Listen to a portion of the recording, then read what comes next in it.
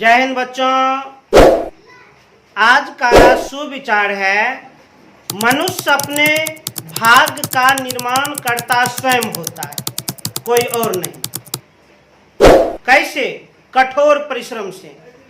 परंतु कुछ लोग क्या कहते हैं, मेरा भाग्य ही खराब है, हमको तो नौकरी ही नहीं मिलेगा, मेरा तो बिजनेस ही आगे नहीं बढ़ेगा। वे सब बहानेबाज होते हैं। वे सब क्या कहेंगे, भाग बढ़िया जी लिखते हैं, खराब भाग लिख दिए हैं, इसलिए हम सफल नहीं होते। यह सरासर गलत है। भाग का निर्माण तो मनुष्य स्वयं करता है, अपने कठोर परिश्रम से, अपने हार्ड वर्क से। आप जितना अधिक हार्ड वर्क कीजिएगा, सच्चे मन से मेहनत कीजिएगा, आपकी सफलता उतनी ही अधिक होगी।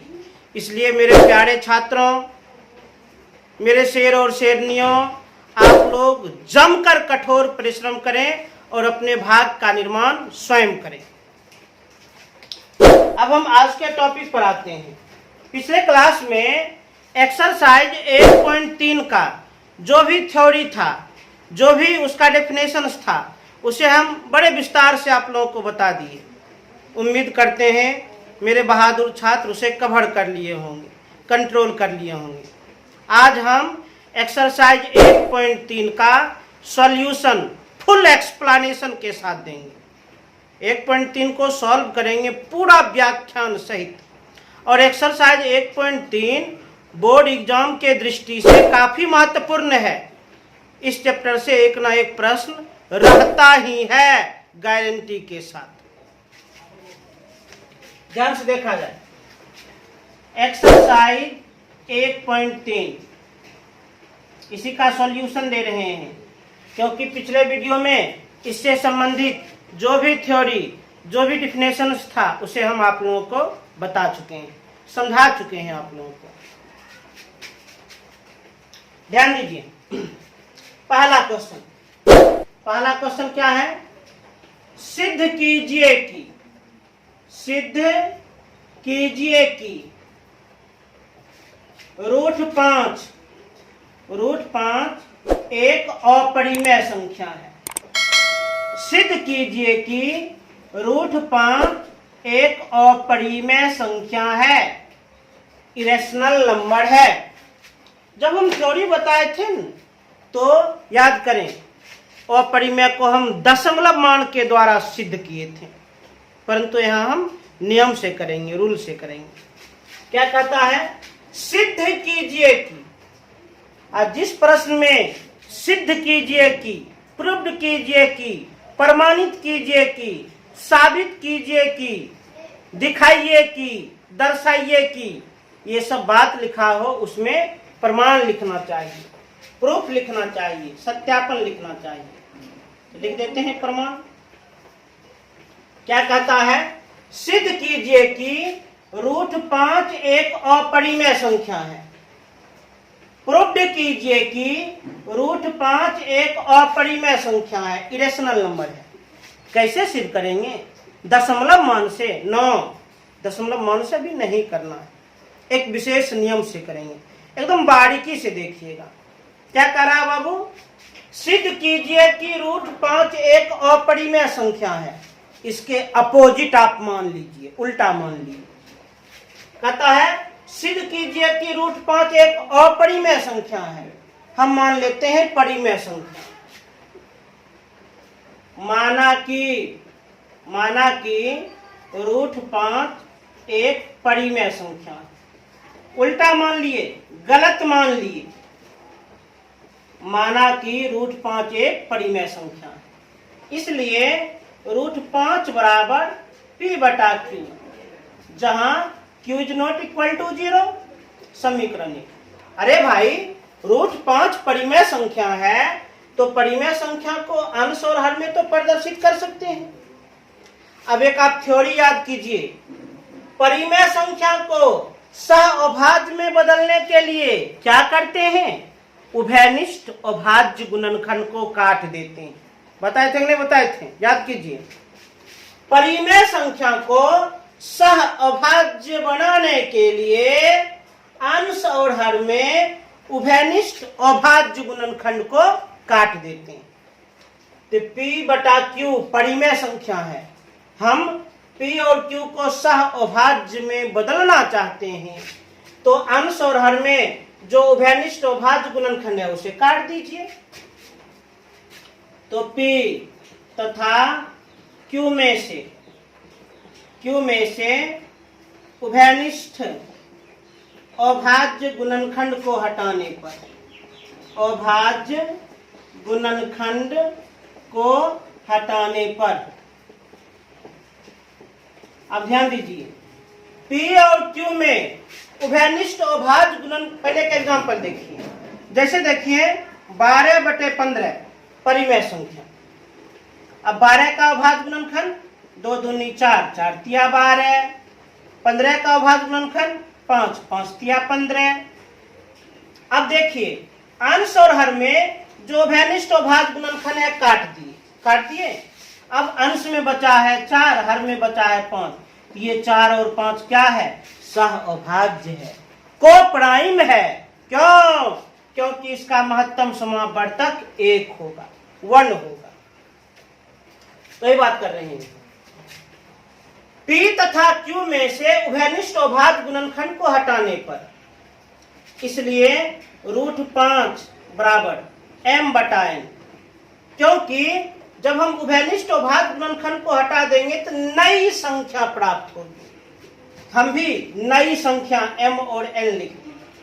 तो √5 बराबर m बटा n, और जहां m तथा n क्या है? सह अभाज्य। सह अभाज्य माने m और n में उभयनिष्ठ अभाज्य गुणनखंड नहीं बचा है। सह अभाज्य माने m और n में उभयनिष्ठ अभाज्य गुणनखंड नहीं बचा है। ये हो गया आपका समीकरण 2। चलिए अब इससे आगे बढ़ते हैं। एकदम वीर बहादुर ध्यान से देखिए। अब इसे हम कोना कोनी गुना कर देते हैं। इस कोना को गुना कर देंगे तो √5 इंटू n बराबर, और इस कोना को हम गुना कर देंगे m। अब इस रूट को हटाना है, रूट को भगाना है, रूट को यहाँ पर कैंसिल करना है, तो क्या करेंगे? वर्ग करेंगे। और समीकरण पर कोई प्रभाव ना पड़े, इक्वेशन पर कोई प्रभाव ना पड़े, दोनों ओर वर्ग कर दें। क्या कर दें? दोनों ओर वर्ग करने पर, दोनों ओर वर्ग करने पर, स्क्वायरिंग बोथ साइड्स, दोनों ओर क्या करने पर? तो दोनों ओर वर्ग करने पर, एकदम पैसेंस बनाकर रखिएगा। ये सवाल थोड़ा लॉन्ग होता है। दोनों ओर वर्ग करने पर LHS में तो √5 इंटू n कर दिए वर्ग, RHS में m कर दिए वर्ग। अब वर्ग कर दिया जाए तो √5 इंटू n का होल स्क्वायर, और ये ब्रैकेट को खोलेंगे तो होल स्क्वायर दोनों पर आ जाएगा। ब्रैकेट को खोलेंगे तो ये होल स्क्वायर दोनों पर आ जाएगा। तो √5 का वर्ग 5 इंटू n का वर्ग n स्क्वायर बराबर m का वर्ग m स्क्वायर। होल स्क्वायर करने के पश्चात जो भी समीकरण प्राप्त हो उसे समीकरण 3 मान लेते हैं। समीकरण 3 मान लिए। अब इस समीकरण को ध्यान से देखिए। यदि कोई अंक दिखे उस अंक को बट्टा में पहुंचाइए, क्योंकि विभाजन से संबंधित एक प्रमेय लागू करना है। अब इस समीकरण को ध्यान से देखिए। यदि कोई अंक दिखे तो उस अंक को बट्टा में दर्शाइए, क्योंकि विभाजन से संबंधित एक प्रमेय लागू करना है। करते हैं। अंक दिख गया 5, 5 को बट्टा में रखना है। 5 किसके बट्टा में? m स्क्वायर के बट्टा में, अर्थात n स्क्वायर बराबर m स्क्वायर बटे 5। देख लीजिए प्रमेय लग गया। 5 किसको विभाजित करता है? m स्क्वायर को। देखो न बहादुर, 5 किसे विभाजित करता है? m स्क्वायर को। इसलिए 5m को भी विभाजित करेगा, इसलिए 5m का क्या होगा? गुणनखंड होगा। अब यहाँ पर हम प्रमेय लागू कर देते हैं। याद कीजिए, प्रमेय बताए थे, यदि पी ए स्क्वायर को विभाजित करता है तो पी ए को भी विभाजित करेगा, इसलिए पी ए का क्या होगा, गुणनखंड होगा। तो उसी से संबंधित 5m स्क्वायर को विभाजित करता है प्रमेय से, तो चूंकि 5m स्क्वायर को विभाजित करता है, विभाजित करता है, ध्यान दीजिए, 5m स्क्वायर को विभाजित करता है, इसलिए 5m को विभाजित करेगा, इसलिए 5m का गुणनखंड होगा। m का क्या होगा, गुणनखंड होगा। ये हो गया समीकरण नंबर 4। समीकरण कितना बाबू, 4। अब ध्यान दीजिए, अच्छा इस बीच वाले कथन को ध्यान से देखिए तो 5m को विभाजित करेगा। 5 किसको विभाजित करेगा, m को। तो अब हम इसको यहां पर मानते हैं, चूंकि 5m को विभाजित करेगा, 5m को विभाजित करेगा, तो m को विभाजित करेगा कौन, 5। हम मान लेते हैं इसका मान है k, ऐसा हम मान लिए, माना 5m को विभाजित करेगा, देखिए ने, तो 5m को विभाजित करेगा और इसका मान हम k मान लिए। क्या मान लिए, k कांस्टेंट। अब इससे हम m का मान प्राप्त कर लेंगे, कर लीजिए। इसलिए इसको ना गुना करेंगे तो m, इसको ना गुना करेंगे तो 5 के, m बराबर 5 के, m का मान प्राप्त हो गया। अब m के मान को समीकरण 3 में रख दें, m के मान को समीकरण 3 में रख दें, समीकरण 3 में। क्यों समीकरण 3 में, क्योंकि विभाजन का एक और प्रमेय लागू करना चाहते हैं, इसलिए तो m का मान समीकरण 3 में रख दें। m का मान कहां रखने पर, तो समीकरण 3 में रखने पर, समीकरण 3 में रखने पर m का मान समीकरण 3 में रख दिया जाए। समीकरण 3 क्या है, 5 इंटू n स्क्वायर बराबर m स्क्वायर। अब इसी समीकरण में m का मान रख दीजिए, m के स्थान पर कितना, 5k, m के स्थान पर कितना, 5k। 5 इंटू n स्क्वायर बराबर m के स्थान पर 5k, होल स्क्वायर है, दर्शा दिए होल स्क्वायर। अब सॉल्व कीजिए, 5 इंटू n स्क्वायर बराबर 5 का वर्ग 25, k का वर्ग k स्क्वायर। अब ध्यान दीजिए, m स्क्वायर के बट्टा में 5 आ चुका है, अब n स्क्वायर के बट्टा में लाना है। m स्क्वायर के बट्टा में 5 आ चुका है, अब n स्क्वायर के बट्टा में लाना है। n स्क्वायर के बट्टा में लाना है, तो n स्क्वायर के बट्टा में लाने के लिए 25 को इस पार में भेज दीजिए, तब न n स्क्वायर के बट्टा में आएगा। 25 को इस पार भेज दीजिए, तो 5 इंटू n स्क्वायर बट्टा 25 बराबर k स्क्वायर, 25, तो k स्क्वायर बराबर n स्क्वायर बटे 5, k स्क्वायर बराबर n स्क्वायर बटे 5। अब ध्यान से इस कथन को देखिए, इसमें भी विभाजन बड़े प्रमेय लागू हो गया। 5 किसको विभाजित करता है, n स्क्वायर को। 5 किसको विभाजित करता है, n स्क्वायर को। तो प्रमेय से 5n को विभाजित करेगा, इसलिए 5n का क्या होगा, गुणनखंड होगा। तो चूंकि 5n स्क्वायर को, हाँ प्रमेय से, ये बात हम कैसे लिख रहे हैं, प्रमेय से 5n स्क्वायर को विभाजित करता है, विभाजित करता है, इसलिए 5n को विभाजित करेगा,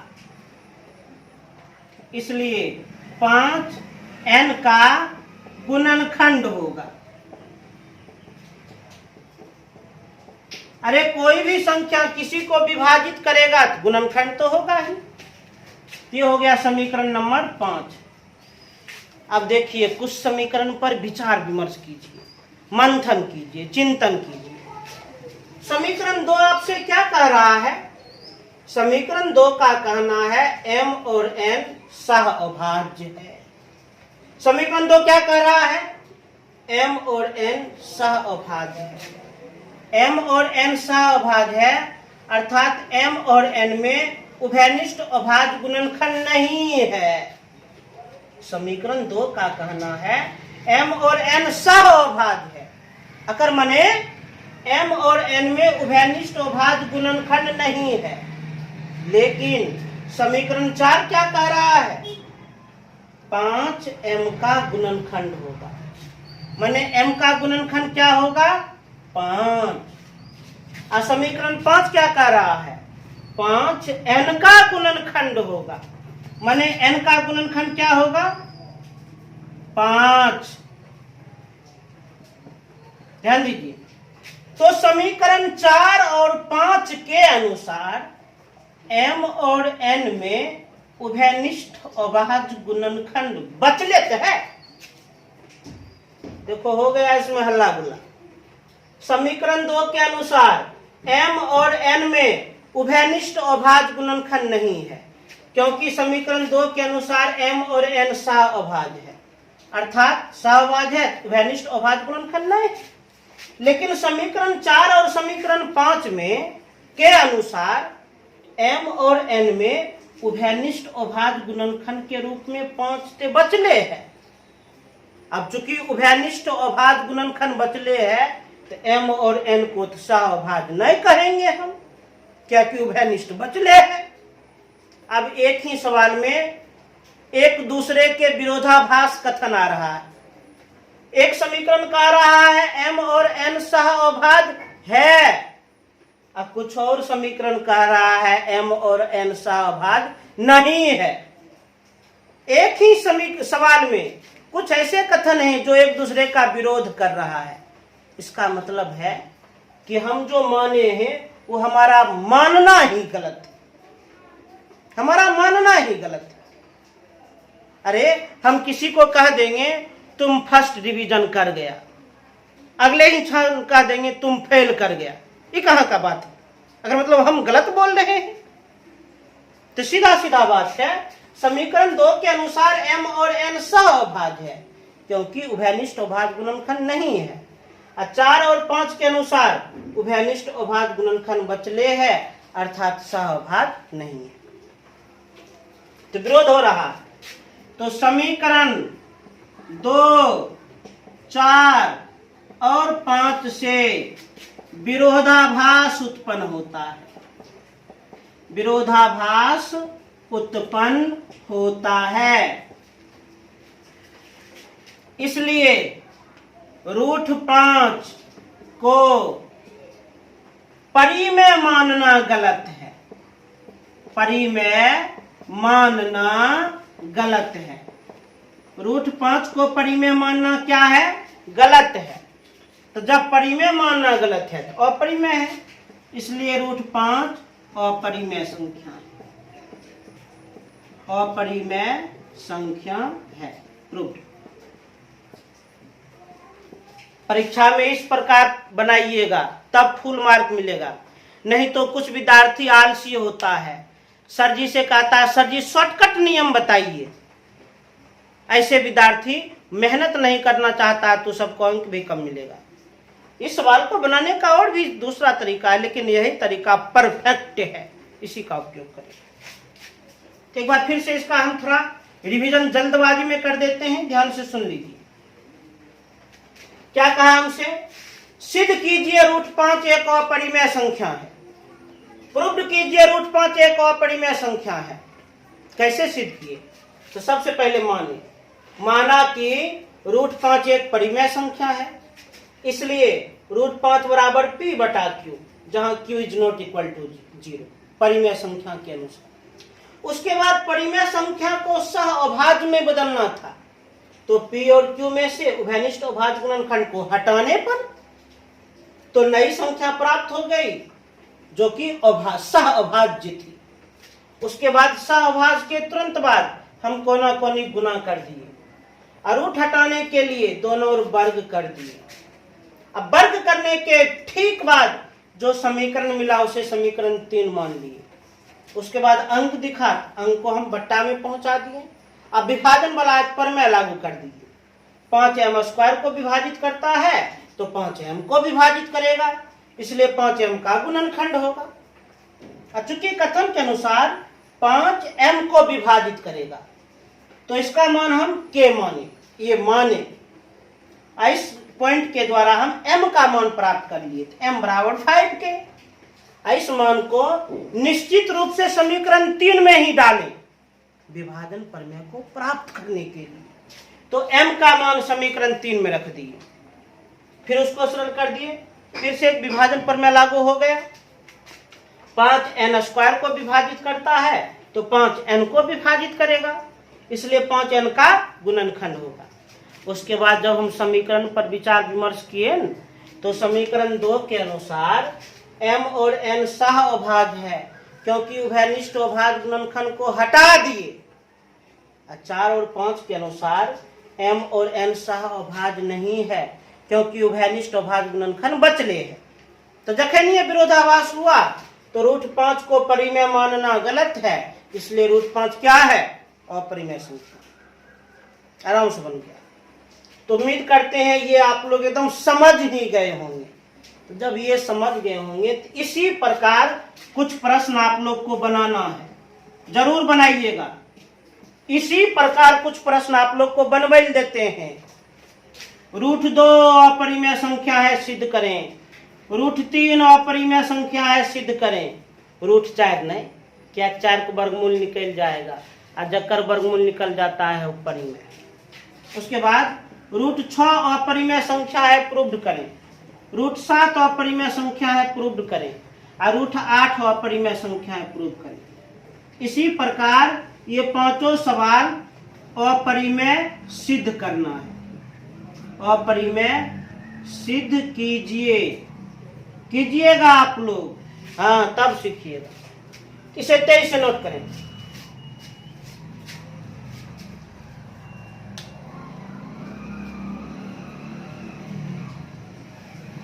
नोट कर लिए? परेशान मत होइए। ये नहीं आप लोग सोचिए बाप रे बाप इतना लंबा सवाल है, ये सब नहीं, ये सब में कुछ रखा ही नहीं है। इसी पर आधारित ये प्रश्न को बना लीजिएगा तो आप सीखिए जाइएगा, एकदम सीख जाइएगा। आप परीक्षा में गारंटी के साथ बनाइए दीजिएगा, इस सब में कुछ दम ही नहीं। तो एक्सरसाइज 1.3 का पहला सवाल सॉल्व कर दिए और फुल एक्सप्लेनेशन दिए, पूरा व्याख्यान दिए। मैथ पढ़ते हैं तो ऊपर झापड़ नहीं पढ़े चाहिए, सब कुछ समझते हुए पढ़ना चाहिए।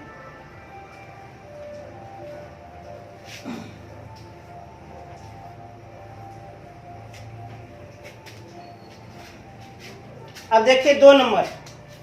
2 नंबर क्या है बाबू? ध्यान से देखिए। 2 नंबर सिद्ध कीजिए कि 3 + 2√5 एक अपरिमेय संख्या है। 3 + 2√5 एक अपरिमेय संख्या है। 3 + 2√5 एक अपरिमेय संख्या है। सिद्ध कीजिए, प्रूव कीजिए, प्रमाणित कीजिए। सिद्ध करे वाला प्रश्न है, प्रमाण लिखे को। एक बाबू टेक्निक समझ लीजिए। अपरिमेय संख्या को सिद्ध करना हो, यदि उसमें जोड़, घटा, गुना और मेन रूप से ही तीनों, यदि आपको अपरिमेय संख्या सिद्ध करना हो और उस अपरिमेय में जोड़, घटा और गुना दिख जाए तो उसे शॉर्ट नियम से बनावे। अभी हम केवल √5 को अपरिमेय सिद्ध किए, इसमें जोड़, घटा, गुना तो नहीं दिख रहा है, परंतु जब कभी अपरिमेय को सिद्ध करना हो और उसमें यदि जोड़ घटा गुना दिख जाए तो उसे शॉर्ट नियम से प्रूव करें। जैसे देखिए जोड़ दिख गया नहीं, देखिए जोड़ दिख गया और इसको अपरिमेय सिद्ध करना है, इसे शॉर्ट नियम से सिद्ध कीजिए। कर देते हैं, सिद्ध कीजिए 3 + 2√5 एक अपरिमेय संख्या। क्या बोले अभी, यदि अपरिमेय संख्या सिद्ध करना हो और जोड़ घटा गुना दिख जाए तो शॉर्टकट नियम से सिद्ध करो। और शॉर्टकट नियम बच्चा वाला नियम है। देखिए तो सबसे पहले गलती मानिए, माना कि 3 + 2√5 परिमेय संख्या है। 3 + 2√5 क्या है, परिमेय संख्या है। परिमेय संख्या परिमेय मान लिए। अब परिमेय को हम p/q में लिख सकते हैं जहां q is not equal to 0। इसलिए 3 + 2√5 बराबर p/q, और जहां q is not equal to 0। अब इस तरह के प्रश्न में इसी समीकरण के ठीक बाद टर्निंग पॉइंट आता है, अर्थात प्रश्न को बनाने का तरीका थोड़ा सा बदल जाता है। इस तरह के प्रश्न में सवाल को सॉल्व करने के लिए इसी समीकरण के बाद तनिक टर्निंग पॉइंट आता है, थोड़ा सा बदलाव आता है। क्या बदलाव आता है, अब इस समीकरण में अपने विवेक बुद्धि से एक पक्ष में केवल परिमेय को प्रदर्शित करें और एक पक्ष में केवल अपरिमेय को प्रदर्शित करें। इस समीकरण के ठीक बाद अपने विवेक बुद्धि होशियारी से एक पक्ष में केवल परिमेय को सेट करें और एक पक्ष में केवल अपरिमेय को सेट करें। मतलब एक साइड में खाली परिमेय रहेगा और एक साइड में खाली अपरिमेय रहेगा। Very good. तो p/q परिमेय है, परिमेय है RHS में, तो RHS के दुनिया में खाली हम परिमेय को लिखेंगे। RHS के दुनिया में खाली परिमेय को लिखेंगे। तो सबसे पहले 3 को उधर भेज देते हैं, इधर बच गया 2√5 बराबर p/q, और 3 प्लस में तो उधर जाएगा माइनस में 3 बट्टा में कुछ होते तो भिन्न का घटा कर देते हैं। 2√5 बराबर एलसीएम q p माइनस 1 को q से भाग करेंगे q, 3 से गुना करेंगे 3। RHS की दुनिया में खाली परिमेय लिखिए, दायां पक्ष में खाली परिमेय लिखिए, और 2 यहाँ गुना है और 2 भी तो परिमेय है।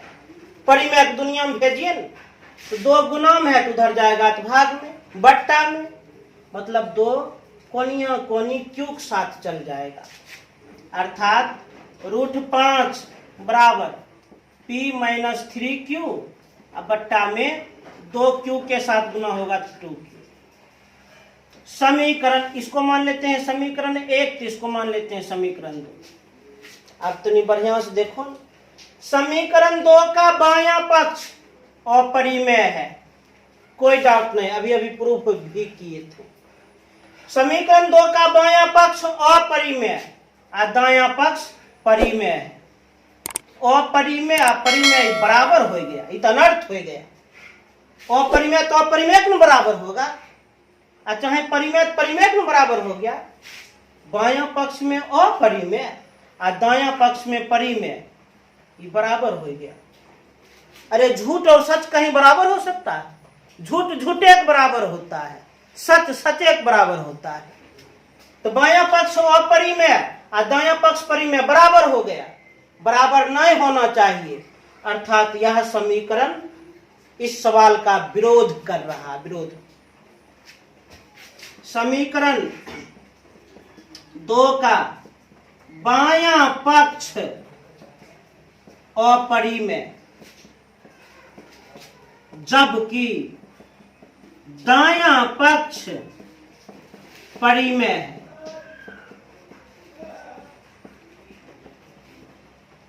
जो विरोधाभास उत्पन्न करता है, जो विरोधाभास उत्पन्न करता है। कैसे विरोधाभास उत्पन्न करता है? क्योंकि अपरिमेय अपरिमेय एक बराबर हो चाहिए, अपरिमेय परिमेय के बराबर हो चाहिए। यहाँ तो अपरिमेय और परिमेय बराबर है, इसलिए तो लिखेंगे। जो विरोधाभास उत्पन्न करता है, यही कारण है इसको परिमेय मानना गलत है। 3 + 2√5 को परिमेय मानना गलत है, परिमेय मानना गलत है। और जब बहादुर परिमेय मानना गलत है तो सही क्या है? अपरिमेय। इसलिए 3 + 2√5 अपरिमेय संख्या। प्रूव्ड। 23 से नोट करें। इस सवाल में विशेष बात क्या बताए बहादुर मेरे? इस सवाल में ही बताए, जब अपरिमेय को सिद्ध करना हो, उसमें जोड़ घटा गुना दिख जाए तो शॉर्टकट नियम से प्रूव करो। हे देखो शॉर्टकट नियम कैसे प्रूव किए? तो सबसे पहले मान लिए, माना कि 3 + 2√5 परिमेय संख्या। परिमेय को p/q में दर्शा दिए, जहां q ≠ 0। समीकरण 1। उसके बाद एक विशेष टेक्निक पर हम आगे बढ़े। कौन टेक्निक? परिमेय परिमेय तरफ लिखे, अपरिमेय अपरिमेय तरफ। मतलब जितना भी परिमेय था ओकरा दाहिना पक्ष में सेटिंग कर दिए, आ बामा पक्ष में खाली अपरिमेय था। आ जखन बाया पक्ष में अपरिमेय, दाया पक्ष में परिमेय मिला, तो उसी जगह पर विरोध होने लगा। उसके बाद लिख दिए 3 + 2√5 को परिमेय मानना गलत है, इसलिए 3 + 2√5 अपरिमेय। 23 से नोट करें।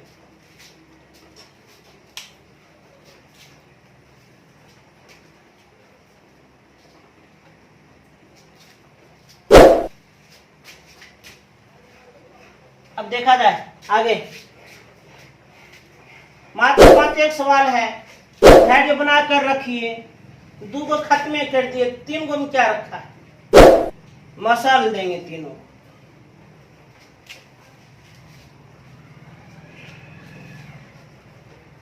ध्यान दीजिए, अभी जो हम आप लोग को एनसीईआरटी पढ़ा रहे हैं, हर एक्सरसाइज में पहले तो हम एक क्लास में उसका थ्योरी देते हैं, अगले क्लास में सॉल्यूशन देते हैं। इस बात को ध्यान से देखिए। अब क्वेश्चन नंबर 3 में क्या लिखा है बाबू?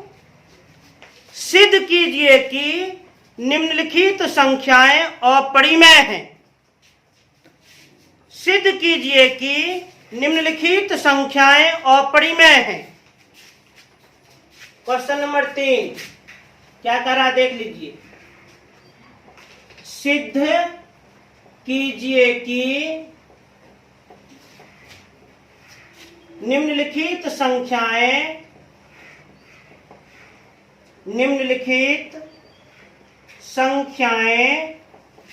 अपरिमेय हैं,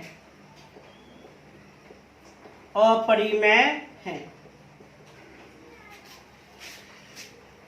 1 नंबर में क्या है? 1/√2। सिद्ध कीजिए कि निम्नलिखित संख्याएं अपरिमेय हैं। मतलब 1/√2 को अपरिमेय सिद्ध करो। 1/√2 को क्या सिद्ध करना है? अपरिमेय। आराम से सिद्ध कर देंगे, डरेंगे हम। इसको लॉन्ग नियम से कीजिएगा, लॉन्ग नियम से, क्योंकि इसमें जोड़ घटा गुना नहीं दिखा, जोड़ घटा गुना नहीं दिखा। लॉन्ग नियम से, पहलुकवा नियम से यहाँ प्रमाण लिखेंगे एकदम ध्यान से। 1/√2 अपरिमेय सिद्ध करना है, तो पहला कथन हम गलत मान लेते हैं। माना कि 1/√2 परिमेय संख्या है, 1/√2 परिमेय संख्या है। इसलिए 1/√2 बराबर p/q, जहां q ≠ 0। अरे परिमेय संख्या है तो परिमेय संख्या को p/q में तो लिख सकते हैं, q ≠ 0। समीकरण 1। अब आप लोग को तो भली भांति पता है, परिमेय संख्या को सह अभाज्य में बदलने के लिए क्या करेंगे? तो अंश और हर में उभयनिष्ठ अभाज्य गुणनखंड को हटा देंगे। हटा दीजिए। P बटा Q को सह अभाज्य में बदलना है। तो P तथा Q में से उभयनिष्ठ अभाज्य गुणनखंड को हटाने पर, अभाज्य गुणनखंड को हटाने पर P तथा Q में से उभयनिष्ठ अभाज्य गुणनखंड को हटाने पर, तो 1/√2 बराबर m बटे n। P और Q में से उभयनिष्ठ अभाज्य गुणनखंड को हटा देंगे तो नई संख्या प्राप्त होगी और जो कि सह अभाज्य होगी, जहां m तथा n क्या है, सह अभाज्य है। समीकरण 2।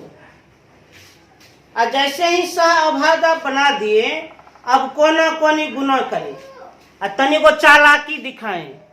उस कोना को पहले गुना करें जिसमें रूट लगा हो, जिसमें रूट लगा हो। तो इस कोना को पहले गुना कर देते हैं, तो √2 × m बराबर, इस कोना गुना करेंगे n। अब रूट को हटाना है, भगाना है। उपाय, दोनों तरफ वर्ग करने पर, स्क्वायरिंग बोथ साइड्स, दोनों ओर वर्ग करने पर, स्क्वायरिंग बोथ साइड्स, वर्ग किया जाए। LHS में √2 × m कर दिए वर्ग, RHS में n कर दिए वर्ग। अब वर्ग कर देते हैं, ब्रैकेट खोलेंगे तो √2 का वर्ग 2 × m का वर्ग m², n का वर्ग n²। अब वर्ग करने के ठीक बाद, वर्ग करने के ठीक पश्चात जो समीकरण मिले वह समीकरण 3 हो गया।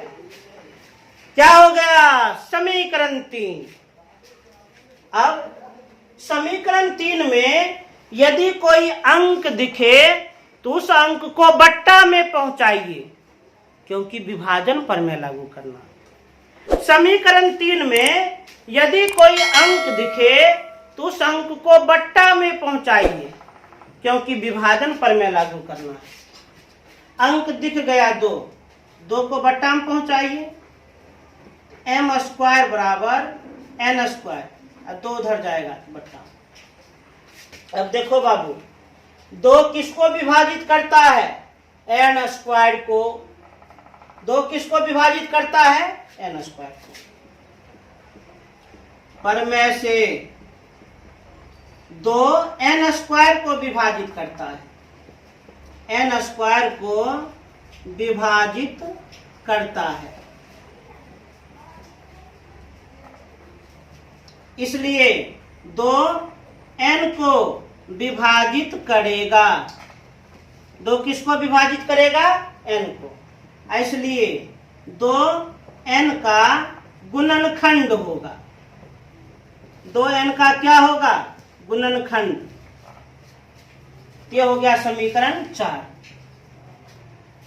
अब ध्यान दीजिए, कहीं देखिए, बिचला कथन देखिए। 2 n को विभाजित करेगा, 2 n को विभाजित करेगा। n को कौन विभाजित करेगा, 2। n को कौन विभाजित करेगा, 2। n को 2 विभाजित करेगा। इसका मान हम k मानते हैं, कांस्टेंट। ये माना, ऐसा हम माने। 2 n को विभाजित करेगा, मतलब n को विभाजित करेगा 2, तो इसका मान हम k लिए। अब इससे n प्राप्त हो जाएगा। इसको ना गुना करेंगे n, इसको ना गुना करेंगे 2 के। अब n के इस मान को समीकरण 3 में ही रखें, इधर उधर नहीं। समीकरण 3 में ही क्यों, विभाजन प्रमेय लागू करने के लिए। n के इस मान को समीकरण 3 में ही रखें, इधर उधर नहीं, क्योंकि विभाजन प्रमेय लागू करना। n का मान कहां, तो समीकरण 3 में रखने पर। n का मान कहां, तो समीकरण 3 में रखने पर। तो समीकरण 3 क्या है, 2n² 2m² बराबर n स्क्वायर। अब इस समीकरण में n का मान रख दीजिए, अर्थात n के स्थान पर 2k, n के स्थान पर 2k, 2 into M square, n के स्थान पर 2k, होल स्क्वायर है तो लगा दिए, तो सरल कीजिए, 2 इंटू एम स्क्वायर बराबर 4k स्क्वायर। अब ध्यान से, n स्क्वायर के बट्टा में अंक हम देख चुके हैं, n स्क्वायर के बट्टा में अंक देख चुके हैं। अब m स्क्वायर के बट्टा में अंक देखेंगे, m स्क्वायर के बट्टा में अंक देखेंगे। m स्क्वायर के बट्टा में देखना है, m स्क्वायर के बट्टा में देखना है तो 4 को इधर ले आओ, तो 2 इंटू एम स्क्वायर बटे 4 बराबर k स्क्वायर, तो 2 दूनी 4। अब ध्यान से देखिए, 2 किसको विभाजित करता है? एम स्क्वायर को। 2 किसको विभाजित करता है? एम स्क्वायर को। तो प्रमेय से 2 m को विभाजित करेगा, इसलिए 2m का गुणनखंड होगा। तो प्रमेय से 2m स्क्वायर को विभाजित करता है, 2m स्क्वायर को विभाजित करता है, 2m स्क्वायर को विभाजित करता है, इसलिए 2m को विभाजित करेगा, इसलिए 2m का गुणनखंड होगा।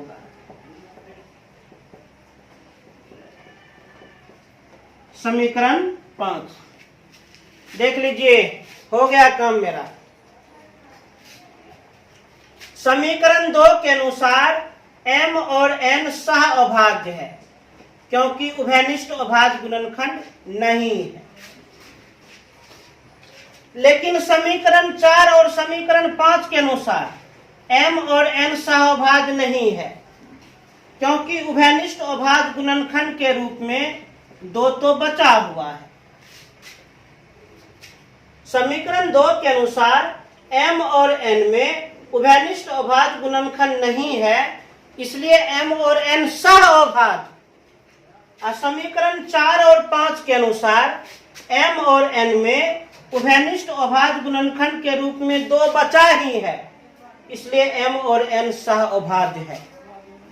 मतलब एगो समीकरण कहता है mn सह अभाज्य नहीं है, कुछ और समीकरण कहता है mn सह अभाज्य है, तो बन गया विरोध।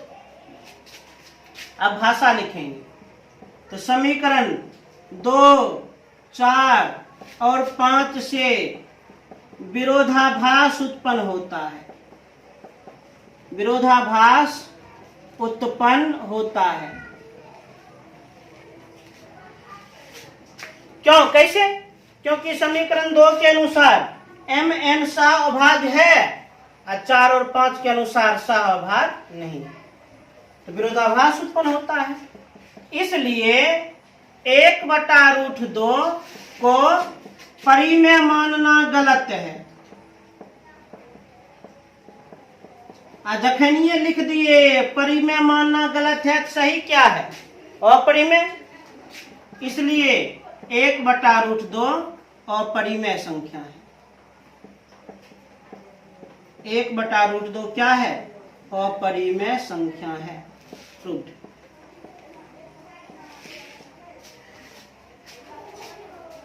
जैसे 1 बनाए नहीं थे बाबू, उसी प्रकार है।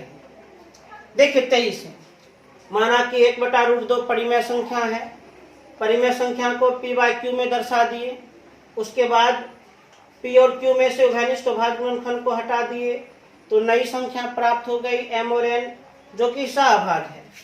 उसके बाद कोना कोनी गुना कर दिए, दोनों ओर वर्ग कर दिए, वर्ग करने के ठीक बाद समीकरण 3 मान लिए। उसके बाद अंक को बट्टा में पहुंचाए, वहां से विभाजन प्रमेय लागू कर दिए, कुछ और हम माने और उस मान को समीकरण 3 में रख दिए, फिर से विभाजन प्रमेय आया।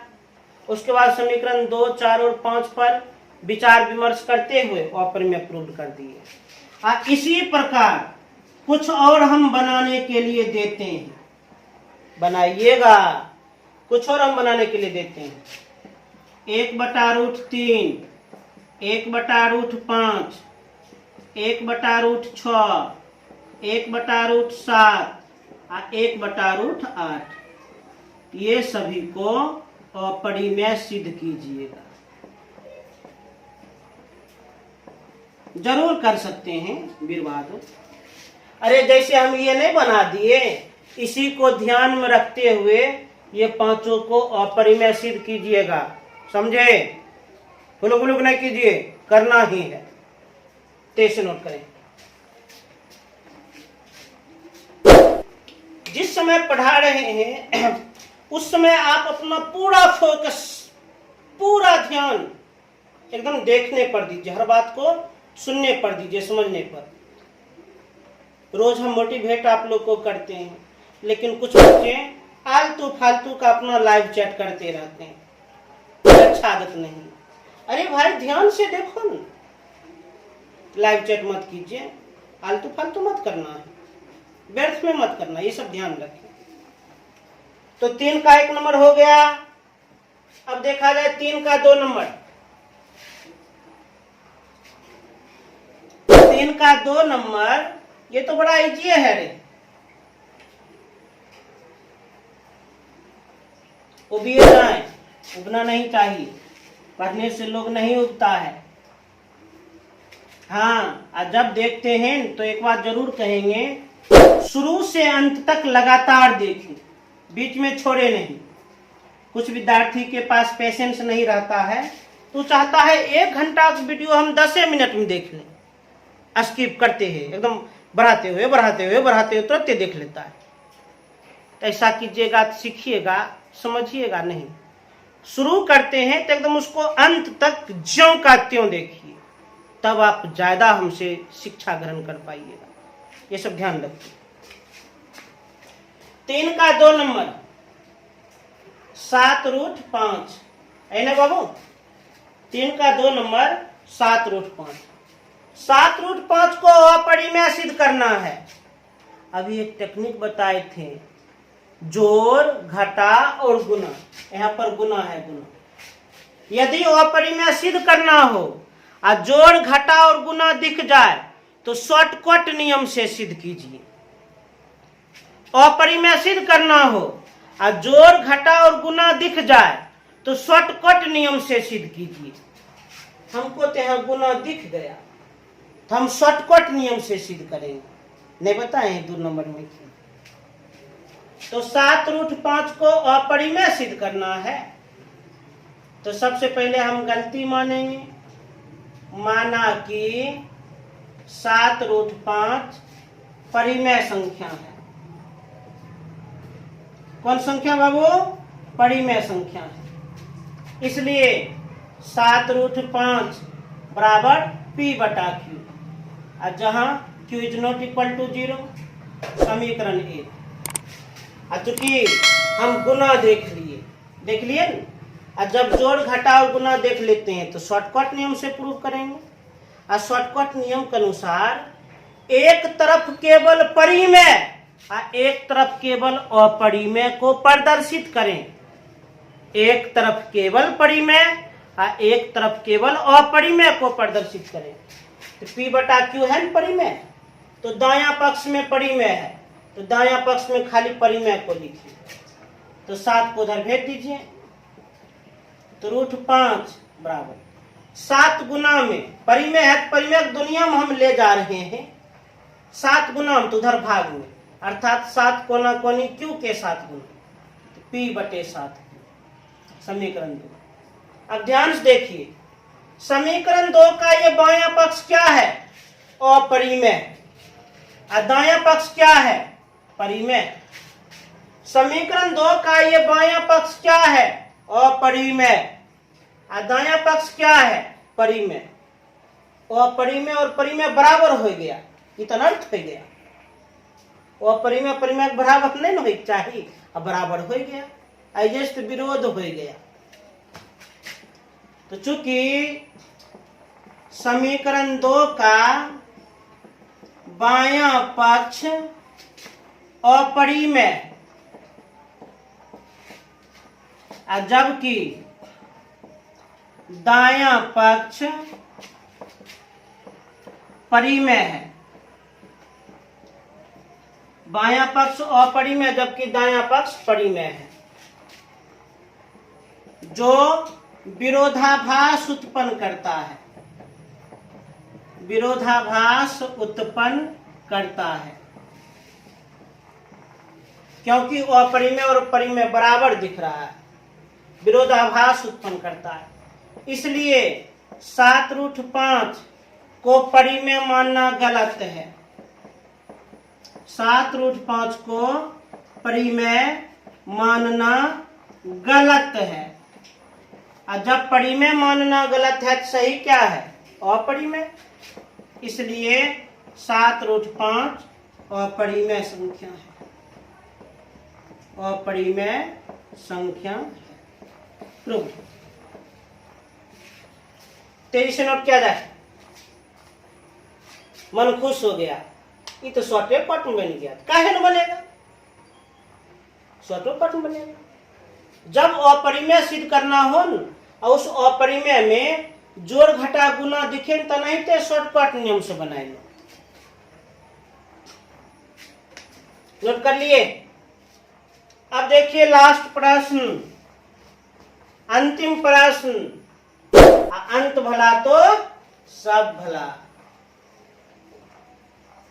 लास्ट प्रश्न देखा जाए।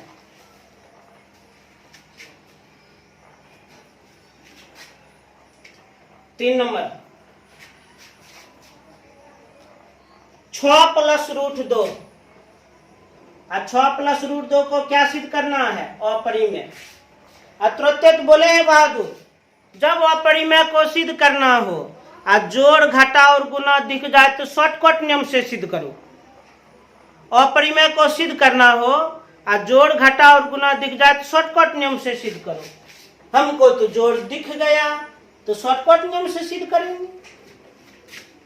इसको अपरिमेय सिद्ध करना है, अपरिमेय। तो गलती मानते हैं, तो माना कि 6 + √2 परिमेय संख्या है। 6 + √2 क्या है? परिमेय संख्या है। इसलिए 6 + √2 बराबर P/Q, जहां Q is not equal to 0। समीकरण। चूंकि अपरिमेय में जोड़ दिख गया है तो शॉर्टकट नियम से प्रूव करेंगे। और शॉर्टकट नियम के अनुसार एक तरफ केवल परिमेय को और एक तरफ केवल अपरिमेय को लिखें। तो P/Q परिमेय है, दायां पक्ष में परिमेय है, तो दायां पक्ष में केवल परिमेय होना चाहिए। देखिए √2 तो अपरिमेय और 6 परिमेय। परिमेय को परिमेय संसार में भेज दीजिए। इधर बच गया है √2 बराबर P/Q। 6 प्लस में तो उधर माइनस में, बटा में कुछ होती है। √2 बराबर एलसीएम Q। एक को Q से भाग करेंगे Q, 6 से गुना करेंगे 6Q। समीकरण 2। अब ध्यान से देखिए, समीकरण 2 का बायां पक्ष क्या है? अपरिमेय। और दायां पक्ष क्या है? परिमेय। अपरिमेय बराबर परिमेय, इतना अर्थ है न हुआ। अपरिमेय अपरिमेय चाहे परिमेय परिमेय के बराबर होता है। एक तरफ अपरिमेय, एक तरफ परिमेय, बीच में बराबर। यह तो विरोध हो रहा है। तो समीकरण 2 का बायां पक्ष अपरिमेय, जबकि दायां पक्ष परिमेय है, जो विरोधाभास उत्पन्न करता है, जो विरोधाभास उत्पन्न करता है,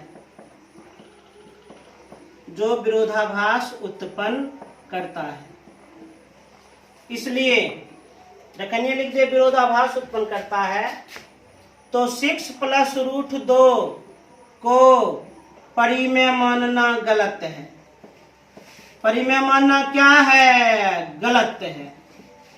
इसलिए 6 + √2 अपरिमेय संख्या।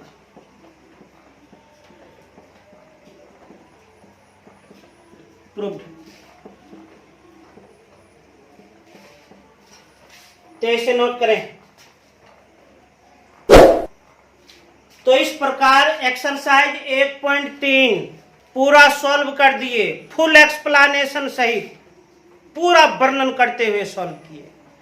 तो आप लोग का बारी है, अब आप लोग से काम करवाएंगे। तो आप लोग का HW रहा, एक्सरसाइज 1.3 को खूब सुंदर अक्षर में बनाइएगा, बेहतरीन बेस्ट अक्षर में बनाइएगा। अब मेरे इस मोबाइल नंबर पर व्हाट्सएप कर दीजिएगा, जरूर कर दीजिएगा, निश्चित रूप से कर दीजिएगा।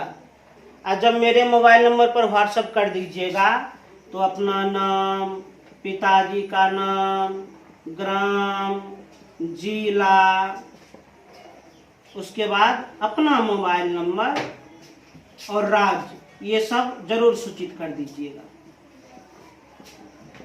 एक्सरसाइज 1.3 समाप्त। अब अगले क्लास में एक्सरसाइज 1.4 का हम थ्योरी और डेफिनेशंस देंगे। उम्मीद करते हैं आज का क्लास एकदम मज़ेदार लगा होगा, बोर नहीं हुए होंगे। तो अगले क्लास में आप लोगों को हम थ्योरी और डेफिनेशन समझाएंगे। जो भी होमवर्क दिए हैं उसे आप लोग जरूर से जरूर पूरा कर लें। तब तक के लिए जय हिंद।